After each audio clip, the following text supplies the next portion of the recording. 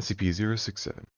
Item number or object class safe. Special containment procedures. When not in use for the object or study, SCP-067 is to be stored in its felt-lined wooden box. The nib is to be corked, and all art and writing are to be submitted to SCP Research Command for analysis and further experimentation. Description: SCP-067 is the Foundation pen made by the German supply company called Pelican at some point between World War I and World War II. It's a pale green in color and the single red line going straight along with the side, and the shell is oak and enabled with extremely sharp, capable of piercing human skin if pressed even lightly. Though it apparently lacks a reservoir, the nib never appears to run out of fresh ink. In addition, the pen writes in iron gall ink, which is suitable for artists but would normally corrode typically Foundation pens quickly. The research has surmised that any subject holding SCP-067 loses all autonomy of the hand and arm that grasp it. Full sensation is intact, but the arm below the elbow is controlled by unknown forces, theoretically centralized when SCP-067. One effect is that its controlled hand will start using the pen to write a detailed biography of the individual holding the pen. The biography will include such information as the person's name, age, date of birth, criminal record, fears, etc. Other times the pen has been known to write such things as an occurrence that happened in the person's lifetime. For example, when test subject 1204M held SCP-067, he began to write the detailed record of a motor vehicle incident he had in a year before. Later, the subject admitted that many details penned on the account were not readily available to him at present time, i.e. the subject had forgotten many elements present to the written book, including his previous car's driver's license plate, the other vehicle's color, and so on. The subject stated that his event was so fresh to his mind during the transcription that he could taste the blood in his mouth.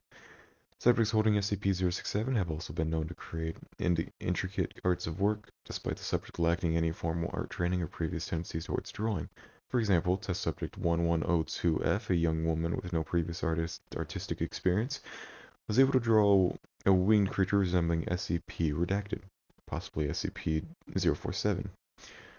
Described by researchers present as theta expunged when subjects were asked to explain what happens when they hold SCP-067. The typical response to the subject freely relinquishes control of their appendage of SCP-067 is that it may complete its work unimpeded. See quoted response 01. Despite being instructed not to draw or write, subjects describe a feeling of empathy, admiration, and cooperation with SCP-067 that coerces them towards that will of not their own. Quoted response 01. I don't really know how to explain it. It just kind of happened. When I picked up the pen, it seemed my hand wasn't my own anymore. I know I could move if I wanted to, but I chose not to because I loved the picture I was drawing. It was like my hand had life. Suddenly my hand stopped and I realized I had complete control over my hand again. And I put the pen back down. I looked at the drawing and saw how beautiful it was, because the pen decided it was done and was finished with me. Testing experiments. On redacted date 2000, a test was done to see if the pen affected living creatures other than humans. Experiment 001. Test subject, a male Rhesus marquicue, aged 2 years and 4 months, had previously learned how to use pens and markers, was placed in a standard psychological surveillance room. Neutral wall correlations and one-way observation mirrors with SCP-067 to work at a table and a pad of paper. Subject picked up SCP-067 in his left foot and then took it to the right hand and then tasted it. Subject then put the pen down on the paper and smelled it. After 30 seconds, subject picked up SCP-067 again and began tapping it repeatedly on the table. Subject also began tapping SCP-067 on its own body. Subject tapped SCP-067 with increasing force until the ink was being splattered on his fur. Subject then threw SCP-067 into the floor. Subsequently, mechanism analysis revealed no damage. At this point, subject tore a page from the pad of paper and began rubbing the ink in its fur. This continued for 3 minutes after subject clenched the paper in his teeth and leaped from the work table into the ledge of the operation mirror. With such force, the table was knocked over. Subject began smearing the ink on the paper into the observation mirror, while making repeated vocalizations.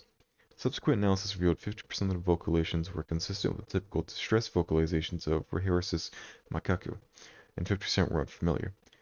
After 6 minutes of smearing ink on the observation mirror, subject began tearing at the page with his teeth and claws, but dropped it before destroying more than 20% of the paper. Subject then collapsed on the floor, breathing rapidly, and repeating the unfamiliar atypical vocalizations. Subject handler reports that once removed the psychological surveillance room, subject's mood improved rapidly. Subject was closely observed for 2 months and following experiment, but did not repeat the type vocalizations. The sheet of paper has been filed away in data expunged.